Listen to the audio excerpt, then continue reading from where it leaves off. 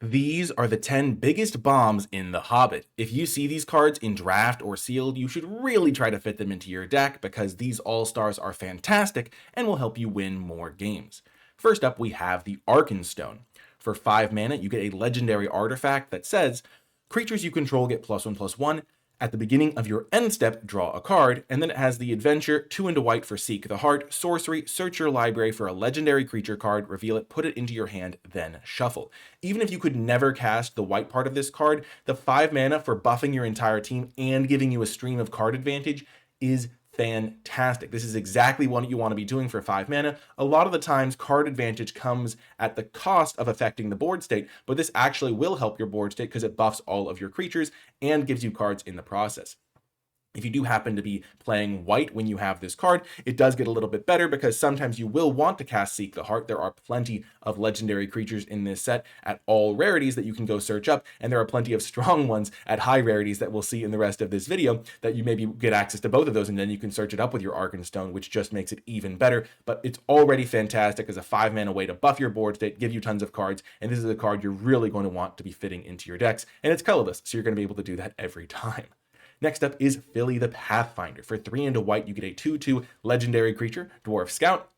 So that's a card you could go search up with your Arkenstone if you're lucky enough to get both of them. He has Storied, so if you control 3 or more artifacts, legendaries, and or sagas, you have an enduring story for the rest of the game. As long as you have an enduring story, creatures you control get +1/+1, and whenever Philly or another non-token dwarf you control enters, create a 2/2 red dwarf creature token. So if you play Philly, he's immediately going to come with a 2/2 friend, and then once you get your enduring story, all of your creatures are going to get +1/+1, and anytime you play a dwarf over the course of the game, you're going to get more 2/2s. And so this card just kind of does it all.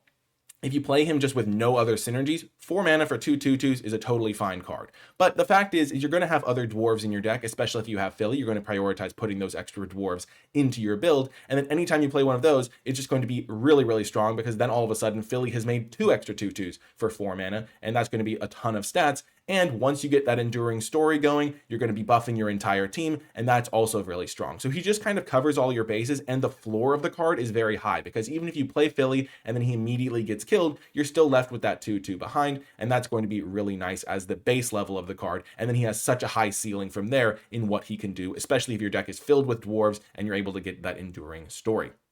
Next up, the Misty Mountains Cold, a card that's really good at getting the enduring story. For 2 and a red, you get a saga that has 4 chapters that are all the same. Create a treasure token, then if you control 4 or more treasures, sacrifice this saga. If you do, create a 6/6 red dragon creature token with flying. That is just a really efficient rate to get a 6/6, and sure, if you don't have any other treasure generation, it is going to take you 4 turns to get there. You play it, then chapter 2, chapter 3, chapter 4, you're getting a treasure every turn, and then eventually that 6/6. But the thing is you're getting such a good mana rebate on the card because you're only spending 3 mana for a 6/6, and then once you do get the 6/6, all of a sudden you can start spending those treasures to really catch yourself back up. And so you end up in a spot where after that 4th chapter happens, you get to have a very explosive turn because you have 4 extra mana to work with from all those treasures that you've made, and you have that 6/6 creature that's going to help you stabilize. So when you play this card on turn 3, you're going to be in a fantastic position. It also really helps you get that enduring story if you do have any of those cards in a red-white deck or something of that nature,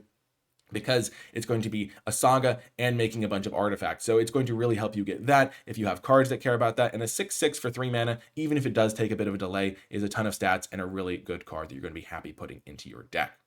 Next up is Gigantic Big Bear. Speaking of giant creatures, a 6/6 flyer is giant, and so is a 5 green 10/7 hexproof haste, can't be countered bear. So you just play this for 7 mana, swing in for 10. That's half of your opponent's life total. So you can oftentimes facilitate like a racing situation where you're attacking your opponent for a little bit of damage, they're attacking you for more because they don't know that you're about to hit them for half of their life total with 1 card with haste and hexproof. And there's just nothing they can really do against this card because it's so impossible to interact with. They can't counter it. It has hexproof.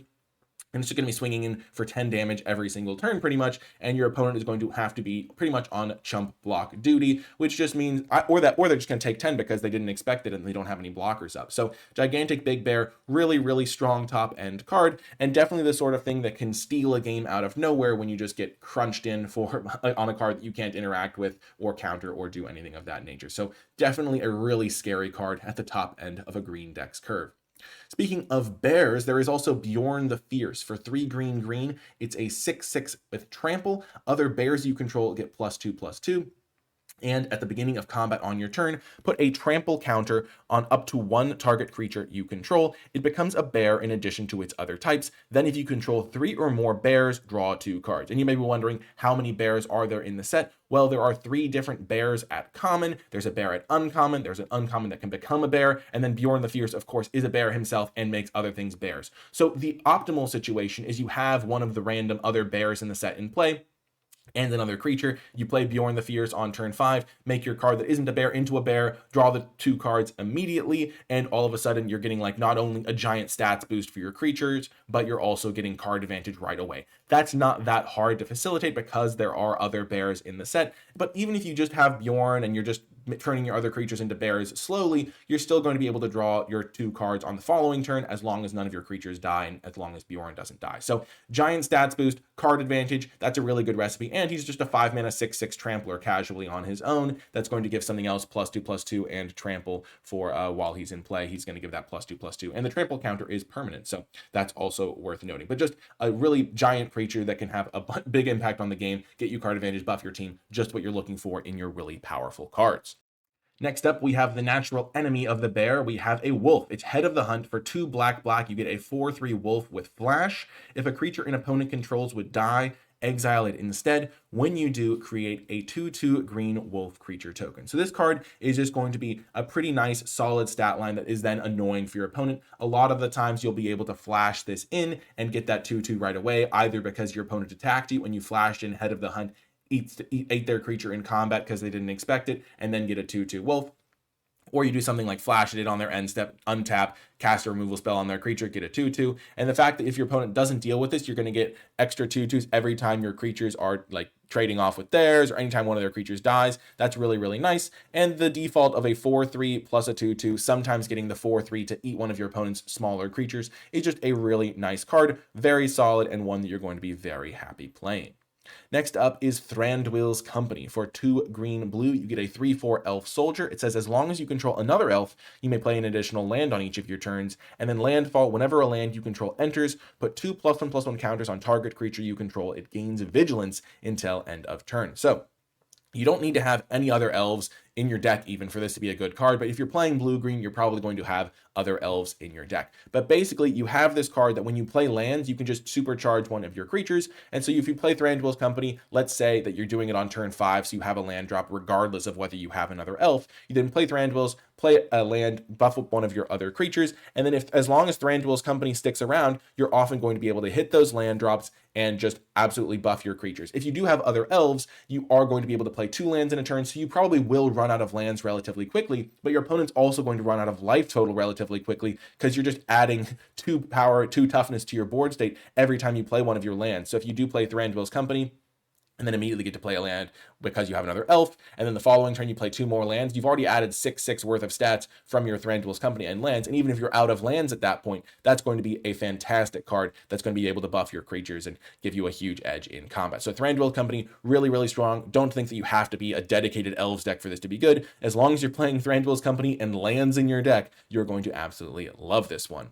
Next up is an Unexpected Party. For 2 white, you get an enchantment that says, as this enchantment enters, choose a creature type. Creatures you control of the chosen type get +2/+2. But that's not really where the juice of this card lies. It kind of lies in the combination of this plus its adventure at the door, which is X 2 white for a sorcery. It says, create X 2/2 red dwarf creature token. So if you play this as a 6-drop, on the at the door mode, you spend 6 mana, you get 3 2/2s, and then the following turn you cast Unexpected Party, naming dwarf, and all of a sudden you've not gotten 3 2/2s, you've gotten 3 4/4s. That is also buffing any other dwarves that you already happen to have. That's going to be a really, really strong combination. You will very rarely end up in a spot where you want to just cast an Unexpected Party first, but you might have a spot where if you cast it, you just kind of win the game with a couple of points of extra damage. Maybe your opponent's at like 8 life, you have a couple dwarves in play, giving +4/+4 to your team can help you win the game. But generally speaking, you're going to get a bunch of dwarves from the at the door part. The next turn, you're going to make all of those dwarves into 4/4s, and your opponent is going to be in a world of hurt. So basically, you want to save this card until you can get probably 2 or 3 dwarves from the at the door part. apart. But obviously, even later in the game, you can get even more dwarves, and the more dwarves you make from that, the more that buffing them up by +2/+2 is going to be great. It's in 1-card army, and that army is pretty fantastic and giant. So a great card for your decks. Next up is Chief Warg's Company, another 1-card army generator. It's 1 black-green for a 5/3 wolf, and it has trample. This creature can't attack unless you control 2 or more other wolves. How are you going to get those other wolves, you might ask? Well, at the beginning of your upkeep, create a 2/2 green wolf creature token. So basically, you get a 3-mana 5/3 trampler, but it's not going to be able to attack unless you are able to make an army of wolves, but then it makes you an army of wolves by itself. This card is a little bit vulnerable to removal, but it is so cheap that your opponent isn't often going to be able to maybe answer it immediately. They might have to wait a little bit to draw their removal spells or get to that middle stage of the game. You just play this on turn 3. If your opponent doesn't kill it, you get wolves every single turn, and then eventually you have like a couple of wolves from this card and a giant creature. And since it is so cheap, you don't really mind the fact that sometimes it is going to get taken down by your opponent's cards. You're never going to really end up behind on your mana investment or anything like that, and it has such a high upside that the downside of your opponent maybe killing it immediately and you don't necessarily get your wolves is still going to be like, okay, that happens sometimes. But a lot of the time you're going to get a couple wolves out of this and a giant creature, which is just a really, really high upside for a card that only costs 3 mana and can kind of win the game by itself. Last, but certainly not least, is The Eagles Are Coming. It just felt fitting to put this card at the end because the Eagles always do swoop into the rescue at the very end of whatever is needed in Lord of the Rings and especially in The Hobbit as well. So The Eagles Are Coming is 1 and a white. For an instant, it says choose target creature you own. If this spell was kicked, instead choose any number of target creatures you own. Return each chosen creature to your hand. At the beginning of the next upkeep, create a 4/4 white bird soldier creature token with flying. For each creature returned to your hand this way, and the kicker cost is 2 white. So basically you can either protect one of your creatures for 2 mana from like a removal spell or something like that, and then get an eagle, which is a nice little like base case for the card. But oftentimes you're going to want to wait until you can use the kicker mode and then just return like 3 creatures to your hand, get 3 4/4 flyers on the next upkeep, and just be in a fantastic position. There's a couple of ways that you can use this. If you're trying to use it aggressively, you can return your creatures to your hand on your turn, and then on their next upkeep you'll get the 4/4s, so that on your turn, when it comes back to your turn, you can then attack them with the 4/4 flyers. So that's like one way that you can use this aggressively, where it's like, okay, I have 4 creatures, I'm returning them all to my hand. On your upkeep, I'll make 4 4/4 flyers. All of a sudden, I'll be able to just attack you for 16 in the air if nothing changes. Or if you are on the more defensive, you can do something like block a bunch of their creatures in combat before damage happens, cast The Eagles Are Coming, return a bunch of your creatures to your hand, and then on your next turn, you'll have a bunch of 4/4s to protect you. And then you redeploy your creatures and you end up in a really, really good spot. And so basically, there's a lot of different use cases for this card. Even just making 1 4/4, using it for 2 mana to protect something from like a removal spell or something like that. If you don't have a giant board state, pretty reasonable. And overall, as long as you have a lot of creatures in your deck, which a lot of decks are going to do, and if you're playing this card, you're going to want to put more creatures in your deck to make sure that you have like 2 or 3 in play at least when you try to play this card, it's going to be really, really nice because you just get a bunch of 4/4s. And even though it would put you behind a little bit in like how you have to redeploy the cards that you like bounce back to your hand, you're getting so many giant 4/4 flyers that you don't really mind doing that. So The Eagles Are Coming, a fantastic card, can definitely steal games out of nowhere, can definitely just make giant armies of eagles and swoop into the rescue in very dire situations. And overall, it's a really, really good card that you're going to be happy taking early and putting into your decks. That's going to do it for this video, though. Thank you so much for watching. If you made it to the end, leave #TheBest in the comments section down below. I hope you enjoyed it, and I'll talk to you next time.